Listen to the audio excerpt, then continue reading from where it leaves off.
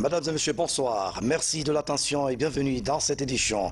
Préoccupé par la modernisation de l'agriculture guinéenne, le président de la République met à la disposition du monde rural 120 moissonneuses-batteuses. La cérémonie de débarquement a eu lieu à Kolabouni.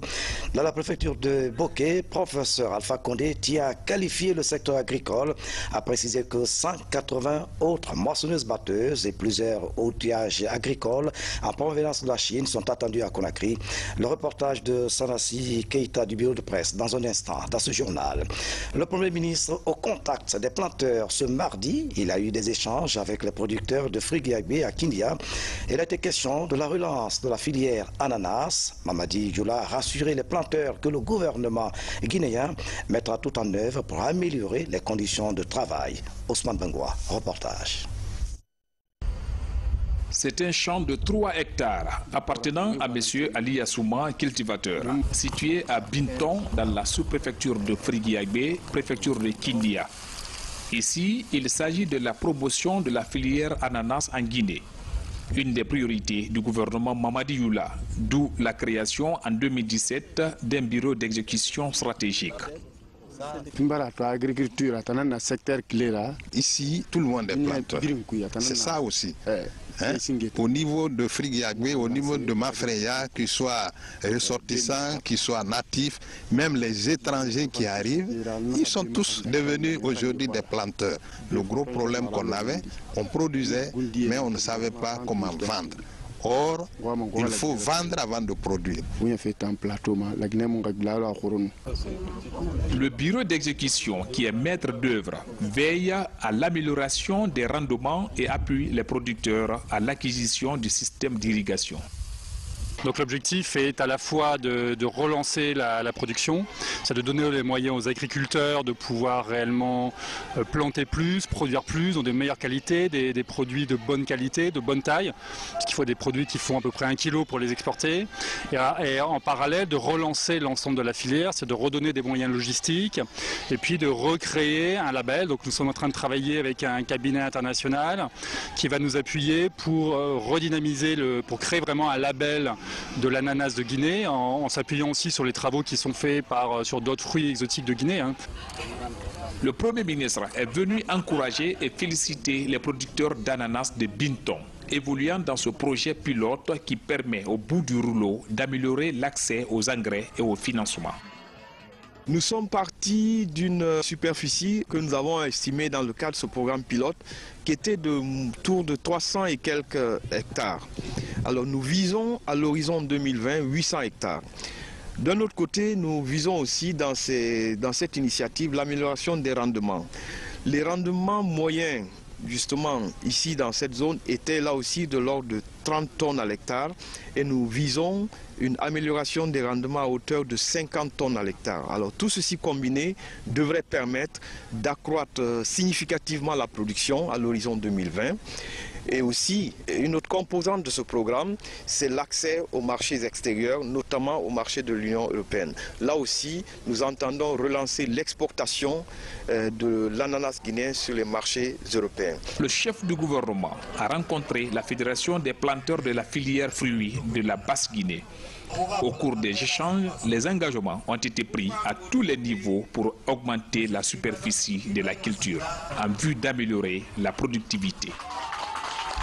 Restons dans le monde agricole pour signaler que 39 000 tonnes d'engrais seront bientôt distribuées aux producteurs, des fertilisants vendus à des prix subventionnés par l'État guinéen. L'objectif de ce programme de coopération guinéo-marocaine est de promouvoir à grande échelle les cultures vivrières et d'exportation. Fodi Camara signe ce reportage. En ce début d'année 2018, 39 000 tonnes de fertilisants débarquent au port autonome de Conakry. Des engrais spécifiques, café cacao et anacarde de coton, destinés à soutenir le programme présidentiel de relance des cultures d'exportation. Ces fertilisants sont déjà distribués dans le pays profond, comme à Sigiri. Je ne saurais féliciter le gouvernement guinéen. Durant cette campagne, tous les paysans ont reçu suffisamment d'engrais. Tous. Et à présent, le reste d'engrais se trouve au magasin. Pour une première fois, Sigiri a suffisamment eu l'engrais, chacun a été satisfait dans sa totalité. Dans la région de Kindia, la principale innovation est liée à l'acquisition des engrais fruitiers. Objectif, booster la productivité du bananier et de l'ananas, deux cultures phares de la capitale des agrumes, qui a déjà reçu plus de 3000 tonnes d'engrais. Même le fonctionnaire de Kindia, tout ça, c'est le producteur. Tous les contents aujourd'hui, parce que campagne 2018, aujourd'hui, on est premier mois de l'année 2018. On a reçu complètement de l'engrais, magasin est plein à Kindia aujourd'hui. Même au Kindia aussi, moi-même, on est à distribution comme ça pour la sous-préfecture. Livré au fur et à mesure dans les grandes zones de production, ces 39 000 tonnes d'engrais représentent la deuxième phase du programme de coopération agricole guinéo-marocaine. Un programme de livraison de 100 000 tonnes de fertilisants. Dans l'actualité encore, les coupures intempestives du courant électrique à Conakry deviennent de plus en plus préoccupantes. Face à l'ampleur du phénomène, le ministre de l'Énergie et de l'Hydraulique a animé hier une conférence de presse pour expliquer les raisons du délestage enregistré ces derniers temps. Nabi Kamara a suivi la rencontre. Depuis un certain temps, la ville de Conakry et ses environs enregistrent des perturbations dans la desserte en électricité. Une situation qui perdure et prend des proportions inquiétantes. Le ministre en charge du secteur était devant la presse hier pour expliquer les raisons qui sous-tendent cette crise d'électricité. Il a commencé par l'historique des barrages en Guinée, leur état actuel et leur capacité de production, ainsi que les difficultés auxquelles EDG est confronté dans la fourniture du courant.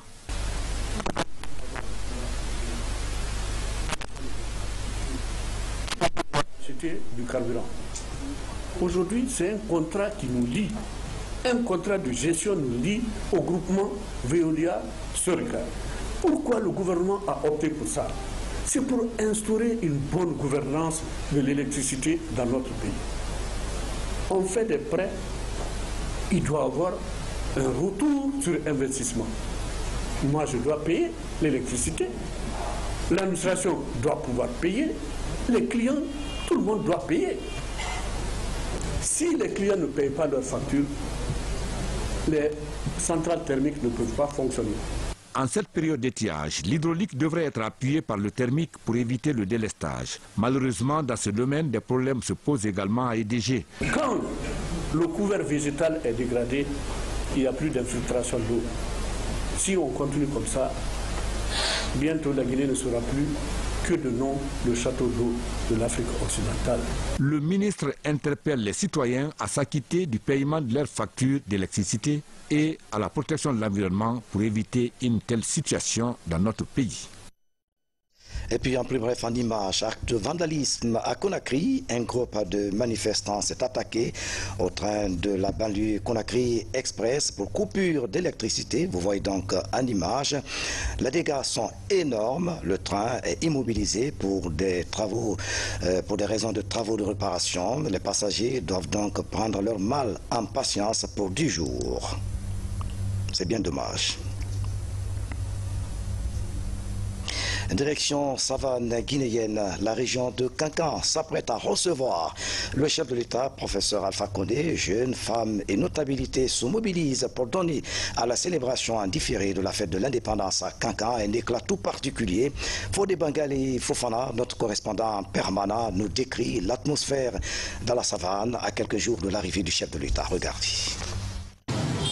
Depuis l'annonce de la date de la fête commémorative de l'indépendance de notre pays ici à Kankan, la ville de Nabaya ne cesse de recevoir ses visiteurs. Il y a quelques jours déjà, les autorités préfectorales et communales ont lancé une campagne de déguerpissement le long des rues pour débarrasser Kankan des baraques encombrant la chaussée. Cette opération terminée, la ville commence à faire sa toilette. Le nettoyage et le pavasement des principales artères vont bon train. Nous avons aujourd'hui tous les moyens qu'il faut pour que la fête soit belle. Nous avons le soutien de notre ministre qui vient nous accompagner dans le processus d'accompagnement. Kankan attendait à pied ferme son tour pour la commémoration de la fête anniversaire de l'indépendance de notre pays. Et réunis dans cette salle polyvalente du complexe scolaire Ho Chi Minh de Kankan, les membres des différentes commissions constituées. Devant ses membres des commissions, le gouverneur a rassuré le ministre Bourema Condé de la détermination des populations de la région à conférer à cet événement tous les classes souhaitées. Je puis ici vous donner l'assurance que la mobilisation ne fera pas défaut et que Kankan est prêt à faire plus qu'en février 2017. Je viens en précurseur m'ajouter aux populations de Nabaya que j'ai trouvé déjà déterminées, les reins sains pour rendre Kankan belle, pour rendre Sigirim belle, Mandiana belle, Kerouané belle, Moussa belle, et qu'on accueille dans l'allégresse, dans la joie. Mieux que cela n'a été en février 2017, on accueille le président de la République. À partir de ce samedi 13 janvier 2018, toutes ces infrastructures réalisées dans le cadre de la fête tournante de l'indépendance de notre pays dans la région de Kankan seront officiellement inaugurées et mises à la disposition des heureux bénéficiaires. Merci Fodé Bangali Fofana pour ce reportage. A précisé que nos équipes de la RTG, équipes de reportage, sont déjà en route pour Kankan. Préoccupés par la modernisation de l'agriculture guinéenne, je vous le disais en début du journal, le président de la République, professeur Alpha Condé, met à la disposition du monde rural 120 moissonneuses-batteuses. La cérémonie de débarquement a eu lieu à Kolabouni, dans la préfecture de Bokeh.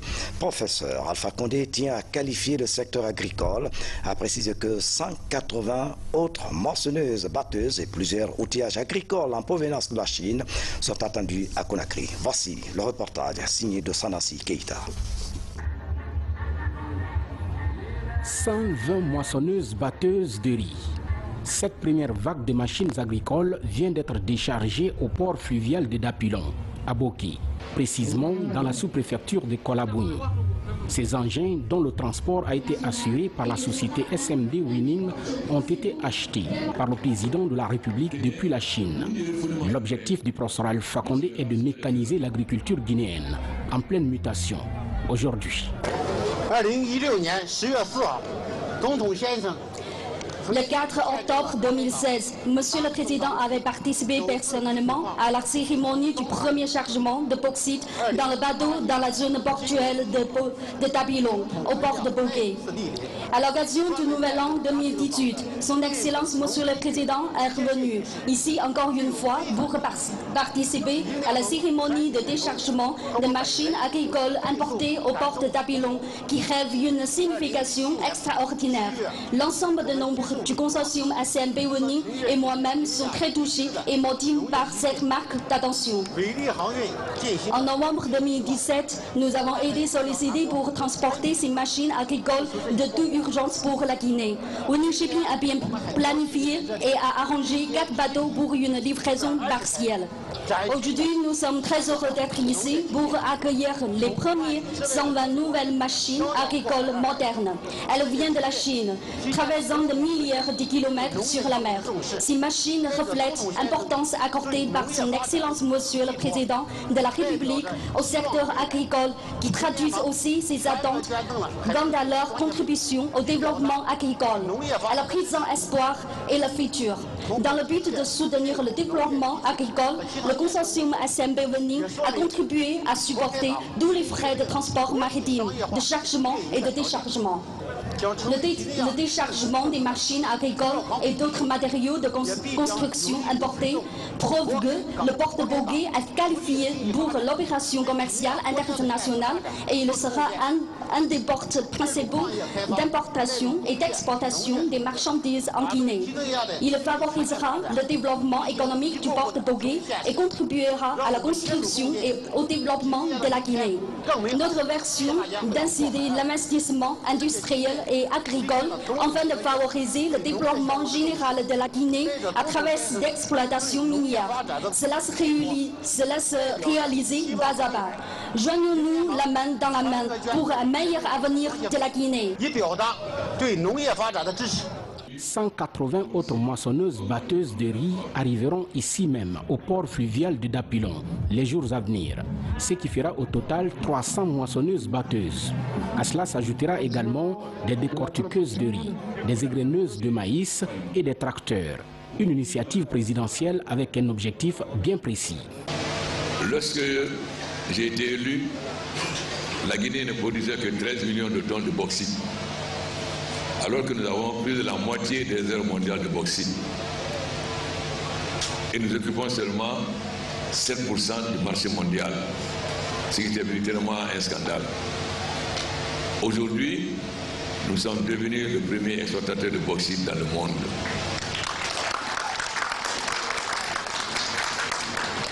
Mais si c'est important d'exploiter la bauxite, il est aussi important de transformer une partie de cette bauxite sur place, car les revenus générés par la bauxite sont inférieurs aux revenus générés par l'alumine. C'est pourquoi à partir d'un certain niveau de tonnage de bauxite, nous exigeons de toutes les sociétés minières qu'elles créent leur usine de raffinerie. Nous sommes donc très heureux d'annoncer à la population de Colabongue et de Bouquet que la société Vining a déjà réuni tout le financement pour construire le chemin de fer et démarrer l'usine d'alumine. Donc, cela va non seulement augmenter les revenus, mais aussi augmenter le nombre d'emplois. Mais comme je vous ai dit, l'avenir de la Guinée, ce ne sont pas les mines. Bien sûr, les mines sont importantes pour nous permettre de faire des infrastructures routières et chemins de fer, d'avoir de l'énergie, de l'électricité et d'avoir l'aménagement agricole, etc. Dans le contrat, l'accord que nous avons signé avec la Chine portant sur 20 milliards de dollars, nous comprenons les routes, les voiries de Conakry, comme les différentes infrastructures, le chemin de fer Conakry, Cancan, Bamako, Boko-Dioulasso, etc. Mais l'avenir de la Guinée, c'est l'agriculture. Plus de 60% de la population guinéenne vit de l'agriculture. Si les mines sont importantes pour les infrastructures, les mines n'emploient pas beaucoup de main-d'œuvre. Seule l'agriculture peut employer beaucoup de main-d'œuvre et sortir les Guinéens de la pauvreté. C'est pourquoi il est extrêmement important d'accompagner les agriculteurs, mais aussi les artisans. Car nos artisans ont démontré qu'ils sont capables de fabriquer les machines dont nos paysans ont besoin. C'est le cas du fonio. Vous savez que le fonio est extrêmement important comme nourriture parce qu'il n'y a pas de gluten. Il est extrêmement important pour les diabétiques et les gens qui ont la tension. Mais comme tout le monde sait, le fonio est extrêmement difficile à travailler par les femmes.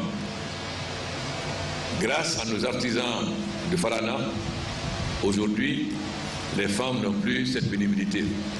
Nos artisans de Farana ont fabriqué 2 machines, un qui décortique, l'autre qui pile. Donc les femmes n'ont plus à piler le fonio. C'est la même chose pour le maïs et d'autres produits. Mais nous ne pouvons pas avoir une agriculture moderne si nous restons seulement sur les petits producteurs. C'est pourquoi il est extrêmement important d'avoir aussi une agriculture moderne, mécanisée. C'est l'agriculture à base de tracteurs, de moissonneuses, batteuses, etc. Avec la BAD, nous sommes en train de mettre en place 5 plateformes. Qu'est-ce que c'est cette plateforme? Il s'agit d'avoir un domaine important, de viabiliser, de construire des écoles et des hôpitaux et d'inviter des investisseurs à venir faire de grandes superficies, 3 000, 4 000, 10 000 hectares, et en même temps accompagner les petits paysans. Nous allons donc proposer à la BAD 5 plateformes. Mais il ne s'agit pas seulement de cultiver, il s'agit de cultiver, de transformer et de commercialiser. Donc, dans cette zone, non seulement on produit, mais on transforme industriellement et on commercialise. C'est ce que le président de la BAD a appelé l'Afrique nourrit l'Afrique. En Basse-Guinée, nous aurons une plateforme, en Forêt une plateforme, en Ouest-Guinée une plateforme, au Fouta une plateforme. Nous aurons une 5e plateforme à Farana, parce que nous allons construire l'usine de sucre à Farana avec la canne à sucre. Et vous savez que la canne à sucre, avec la biomasse, donne l'énergie. Donc pour tout de cela, et le fleuve Niger, nous pouvons donc développer la culture de manioc, d'arachide et de maïs. Et ensuite, renforcer la production de miel. Nous avons 3 types de miel, miel du Fouta, miel de la forêt et miel de la savane. Quel était notre handicap? Nous produisions beaucoup, mais nos produits étaient transformés dans les pays voisins. Donc, l'essentiel des plus-values ne revenait pas aux paysans guinéens, revenait à d'autres. C'est pourquoi nous avons décidé maintenant de transformer sur place tous nos produits agricoles, que ce soit le fonio, que ce soit les pommes de terre, que ce soit les tomates ou les fruits, etc. Ce qui va renforcer le pouvoir d'achat, non seulement des paysans, mais leur permettre de faire face aux dépenses de scolarisation de leurs enfants, de construire des maisons, etc. Pour faciliter aussi l'accès à l'habitat, parce qu'il faut qu'on reconnaisse, en Guinée, nous n'avons pas de belles maisons. Pourquoi nous avons lancé avec la SONAPI le programme de production de briques consolidées. Il y a déjà une machine à Boké qui peut faire 8000 briques par jour. Il y aura la même machine dans chaque préfecture, chaque machine peut en faire 4000 briques par jour. Cela permettait aux Guinéens d'avoir accès à leur logement à un coût beaucoup plus bas. Le grand problème que nous avons aujourd'hui au niveau de l'Afrique, de la Guinée de l'Afrique, c'est l'emploi jeune. 70% de la population guinéenne a moins de 30 ans. Et beaucoup d'entre eux ne travaillent pas. C'est la même chose pour l'ensemble de l'Afrique. Nous voyons les conséquences avec ce qui se passe en Libye pour nos enfants qui meurent dans la mer de Méditerranée. Mais comme je l'ai dit dernièrement, il y a la responsabilité de ceux qui nous ont colonisés, qui nous ont retardés, mais aussi la responsabilité des chefs d'État africains. Car si nous consacrons nos maigres ressources au profit des couches les plus défavorisées, c'est-à-dire les jeunes, les femmes et les paysans, au lieu de le consacrer au profit d'une minorité, nous aussi on contribuera à diminuer le chômage jeune. L'année dernière, en janvier, l'Union africaine avait adopté comme thème profiter de la dividende démographique pour investir dans la jeunesse. En tant que président de l'Union africaine, je devais donner l'exemple. C'est pourquoi j'ai décidé que le mois de janvier sera consacré à l'emploi jeune, non seulement dans l'agriculture, mais aussi dans la transformation. Aujourd'hui, nous n'avons pas seulement les moissonneuses-batteuses. Le moissonneur c'est très important parce que les paysans peuvent produire facilement, mais le grand problème, c'est la récolte et la transformation. Si Bruma en sait quelque chose. Donc, les moissonneuses-batteuses vont permettre aux paysans, quelles que soient les superficies cultivées, de pouvoir récolter sans difficulté. Mais comme très souvent, nous ne sommes pas très honnêtes en Guinée, nous avons décidé un fonctionnement tout à fait différent. Non seulement le fonctionnement des moissonneuses-batteuses sera fait sur la base privée, mais chaque moissonneuse-batteuse est équipée d'un GSM. Les paysans, comment ils vont louer? Par Orange Money. C'est-à-dire qu'ils ne donneront pas l'argent à des gens de l'agriculture à quiconque, par Orange Money. Ensuite, si simplement loue la moissonneuse-batteuse pour faire 50 hectares, qui paye 5 hectares et qui veut tricher pour faire 100 hectares ou 55 hectares, il ne pourra pas. Parce que dès que la moissonneuse-batteuse va finir 50 hectares, s'il va aller au-delà, on peut arrêter la machine à partir de Conakry. Donc, il ne faut pas...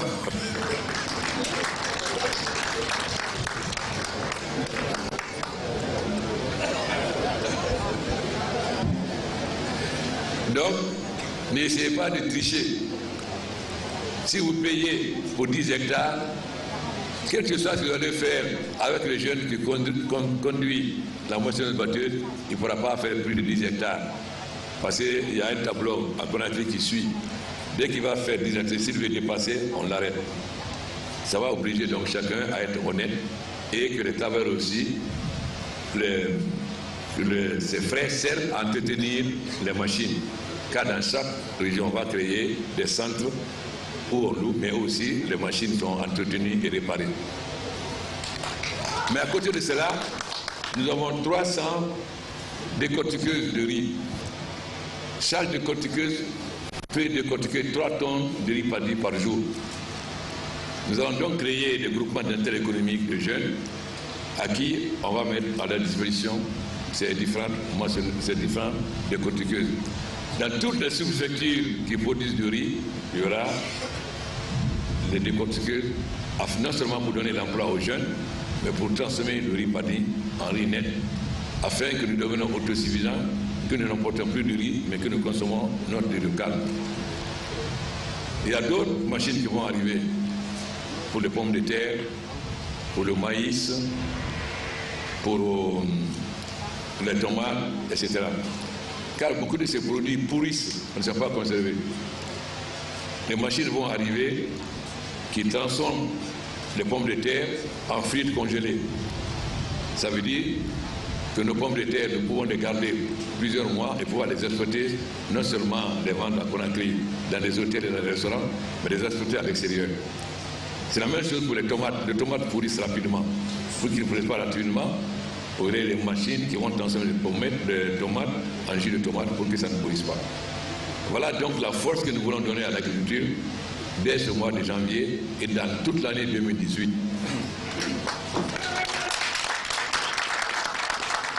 Car aujourd'hui, après avoir fini le programme extrêmement difficile avec le Fonds monétaire, et je ferai remarquer que depuis 50 ans, la Guinée n'a jamais terminé un programme avec le Fonds monétaire. C'est la première fois que nous terminons un programme. C'est pourquoi, dans la communication, nous allons expliquer maintenant qui est qui, le bilan de chacun. Certains nous critiquent, mauvaise gestion, il n'y a pas ceci, il n'y a pas cela. Mais on va montrer au peuple, surtout aux jeunes, qu'est-ce qu'ils ont fait. Combien de barrages la Première République a fait? Kenkong, je crois 2. Même pas 10 mégawatts. Combien de barrages la Deuxième République a fait? Garafiri, 75 mégawatts. Qu'est-ce que nous avons fait? En dehors des centrales thermiques, nous avons fait qu'à l'État qui seul fait 240 mégawatts, c'est-à-dire plus que tout ce que la Guinée a produit comme courant depuis le début de l'indépendance. En dehors de cela, demain je serai à Swapiti, car les travaux de Swapiti sont très avancés. Et Swapiti, c'est 450 mégawatts. Mais en dehors de Swapiti, Amaria va commencer au premier trimestre. Après, Amaria, ça fait 300 mégawatts. En dehors de cela, Koutamba, à Tougué, va commencer en 2018. Koutamba, c'est 294 mégawatts. Voilà ce que nous sommes en train de faire pour la Guinée. Parce que sans énergie, aucun pays ne peut se développer. Donc, nous allons dire à la jeunesse aujourd'hui que l'emploi jeune, ça ne sera pas seulement dans la bouche, mais ça sera concret. Cet après-midi, vous verrez à Conakry, les pirogues qu'on a fabriquées, des pirogues qui durent 15 ans pour l'emploi jeune. Les boulangeries conteneurs, chaque boulangerie peut faire 4000 pains par jour. Voilà tout ce que nous sommes en train de mettre à l'émission de la jeunesse guinéenne, les accompagner, parce que nous avons créé une banque avec 100 milliards de francs guinéens, la banque qui va les accompagner pour leur fonds de roulement. Voilà donc, mais ce n'est pas seulement les jeunes, c'est les femmes. Car nous avons 2 couches vulnérables en Guinée comme en Afrique, c'est les jeunes et les femmes. Les femmes ont déjà vu comment nous sommes en train d'accompagner les femmes pour le fonio, nous allons le faire pour tous les autres matières premières.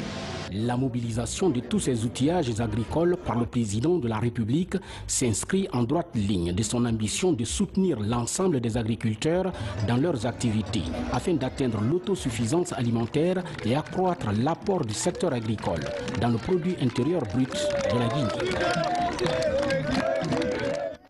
L'avenir de la Guinée, ce ne sont pas des mines, mais c'est surtout l'agriculture. Professeur Alpha Condé, plus de 2000 tables bancs pour l'école guinéenne. C'est un don du chef de l'État. Ces tables sont confectionnées par les artisans guinéens. La remise a eu lieu à l'école primaire Les Dabadins. Au même moment, le président de la République a offert des pirogues aux jeunes pêcheurs de la commune du Kaloum. Un don qui s'inscrit dans un programme qui va s'étendre dans tout le pays. Sanassi Keita revient sur les temps forts de ces remises. Regardez. Les artisans guinéens à l'œuvre. 2000 tables bancs pour les établissements scolaires du pays viennent d'être confectionnés par ces ouvriers soutenus par le président de la République.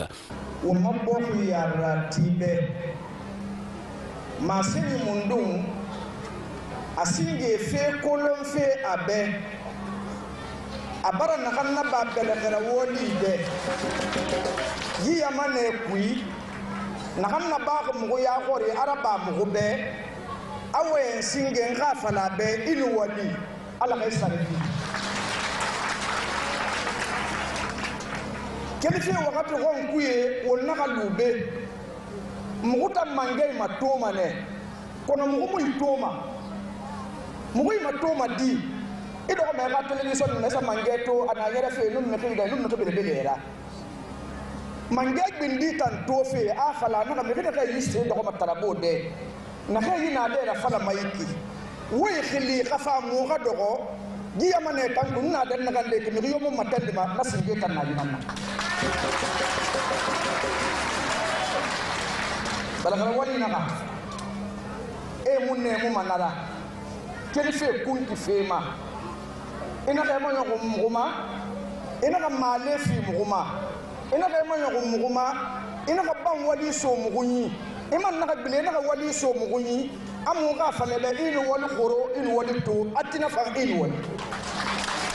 présente cérémonie de remise officielle de 2000 tables bancs aux écoles de Conakry m'offre l'opportunité de rappeler que le programme Stimulus est une initiative du président de la République de Guinée destinée à non seulement propulser l'économie à la base en donnant directement du travail aux ouvriers spécialisés dans un corps de métier socio-professionnel, mais aussi et surtout à favoriser le développement des services sociaux de base, notamment de l'éducation.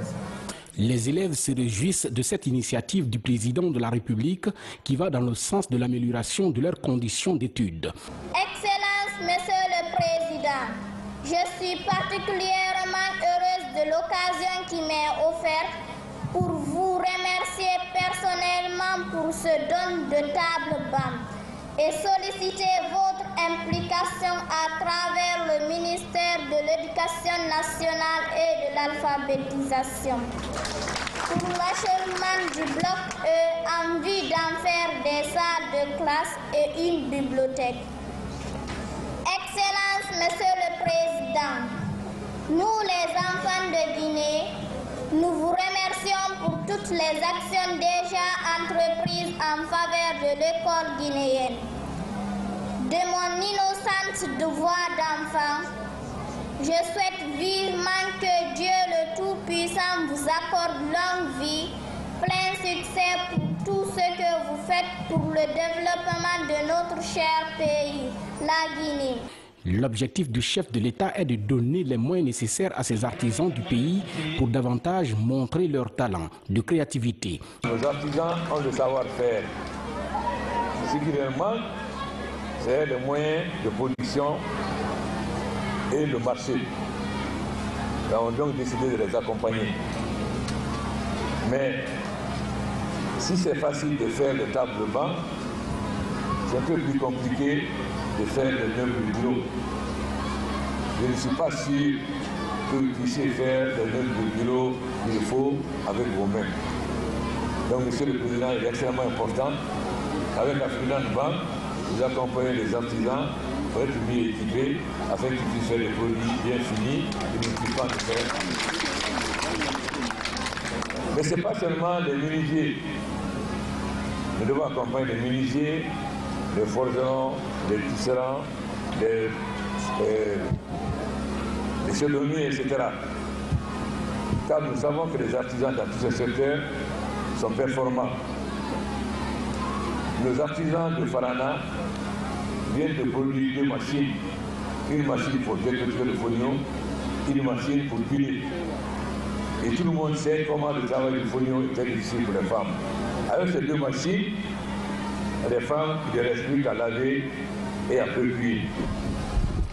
D'autres ont fait des machines pour transformer le maïs. D'autres pour les tomates. Donc, notre volonté est de les accompagner tous en leur permettant de se qualifier mieux pour les instruments de travail. Nous avons besoin d'au moins 300 machines pour le fournir. Jusqu'à présent, vous n'avez fabriqué que 100. Alors nous voulons bien vous accompagner. Mais faudrait-il que votre capacité de production soit à la hauteur, ce qui n'est pas le cas pour le moment. J'espère donc que vous allez améliorer votre matériel de travail afin de répondre aux besoins que nous avons actuellement. L'année dernière, on a fait 6 000 bancs. Alors je vous lance le défi. Serez-vous capable qu'on fasse cette année 10 000 bancs? Donc, nous voulons que nos artisans soient de plus en plus qualifiés par les méthodes de travail. Et nous allons accompagner African Bank pour cela. Et l'emploi jeune est fondamental. Vous venez de dire que vous employez beaucoup de jeunes. Si ces jeunes ont du travail, personne ne pourra les mettre dans la rue ou bien jeter des pierres. C'est extrêmement important qu'on vous accompagne pour que vous formez le maximum de jeunes qui vont prendre votre relève afin qu'on ait de moins en moins de chômeurs. Et ça, le gouvernement prend l'engagement de vous accompagner. Donc, je remercie les menuisiers et tous les artisans. Nous allons programmer la foire artisanale d'ici fin mars afin que le monde entier voit la capacité des artisans guinéens à réaliser des œuvres qu'on n'a pas enviées ni aux Chinois, ni aux Européens, ni aux Indiens, c'est-à-dire ni aux Brésiliens. Avec cela, nous pouvons transformer complètement la vie de nos femmes dans les villages, mais aussi la vie de nos jeunes. Donc, nous sommes prêts à vous accompagner, si vous êtes prêts aussi à répondre à la demande du gouvernement et à la demande de la population. Juste après cet établissement scolaire, les Dabadins, le président de la République s'est rendu au Palais du Peuple pour présider également la cérémonie de remise des pirogues de pêche artisanale aux jeunes pêcheurs de la commune de Kaloum. Cette initiative présidentielle se poursuivra au niveau de tous les débarcadères du pays. Objectif, aider les jeunes pêcheurs à jouir pleinement de leurs activités. Selon les instructions du professeur Alpha Condé, président de la République, qui se bat pour que les jeunes aient un emploi, les jeunes travaillent, que les jeunes fassent un bon travail qui puisse les permettre de résoudre leurs propres problèmes. Il nous a demandé de faire 5 bateaux qu'on va mettre à disposition de la jeunesse de Kaloum, 5 pour Kaporo, 5 pour Nongo, 5 pour Boumfi, 5 pour Dubreka, 5 pour Bofa, 5 pour Forekaria. Voilà un peu comment nous voulons faire la répartition des bateaux. Dans la foulée, les fours mobiles pour la confection du pain ont été présentés au président de la République. Pour ce projet créateur d'emplois, le chef de l'État rassure. Chaque four mobile peut faire 4 pains par jour. Ce que nous voulons, c'est à l'instar des pirogues, créer des groupements d'intérêt économique de jeunes avec l'association des boulangers, les apprendre à fabriquer le pain comme ça, ils sont autonomes. Chaque groupement d'intérêt pourra faire 4000 pains par jour. Mais en même temps, pour ne pas défavoriser les boulangers, nous allons les accompagner aussi pour moderniser la boulangerie, parce qu'actuellement on fait surtout du tapalapa, ce qui va nous permettre de faire toutes sortes de pains, y compris des pains de campagne. Comme ça, nous aurons la capacité de faire de très bons pains, uniquement par des artisans guinéens et par des jeunes chômeurs qui seront pris pour ne plus être chômeurs. Donc ça fera d'emploi jeune. Tous ces projets mis en place aujourd'hui sont une initiative du président de la République, avec à la clé soutenir les jeunes et les femmes pour leur autonomisation. Sarassi Keita, merci pour ce compte-rendu.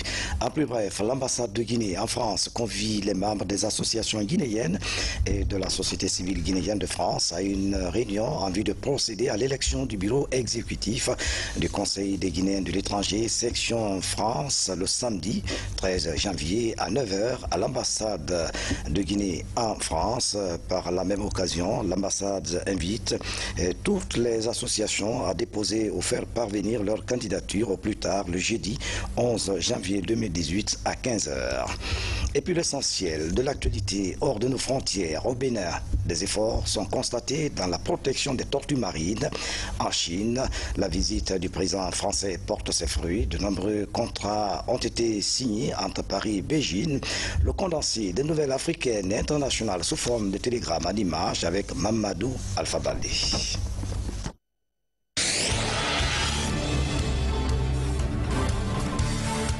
Au Bénin, une journée nationale des tortues marines est célébrée.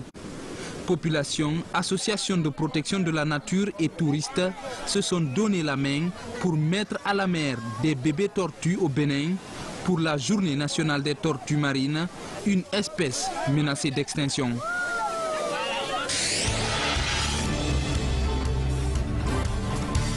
En Casamance, les différends entre le gouvernement et les rebelles continuent de faire des victimes.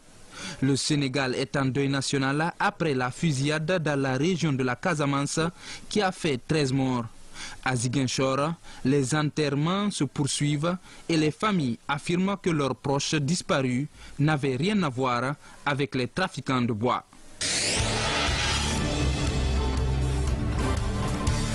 La visite du président Macron se poursuit en Chine. Pour cette deuxième journée de travail, les retombées économiques de la visite d'État se précisent. Après avoir prôné une nouvelle alliance entre la France, l'Europe et la Chine, Emmanuel Macron a signé plusieurs contrats, notamment dans l'aéronautique, la défense et le nucléaire civil. Les investissements chinois ont dépassé 3 milliards de dollars l'année dernière.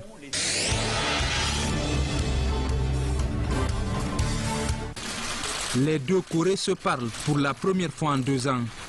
De hauts représentants des deux frères ennemis se sont retrouvés mardi pour leur premier face-à-face officiel en plus de 2 ans. Lors des prochains Jeux olympiques d'hiver, Pyongyang a promis d'envoyer une délégation.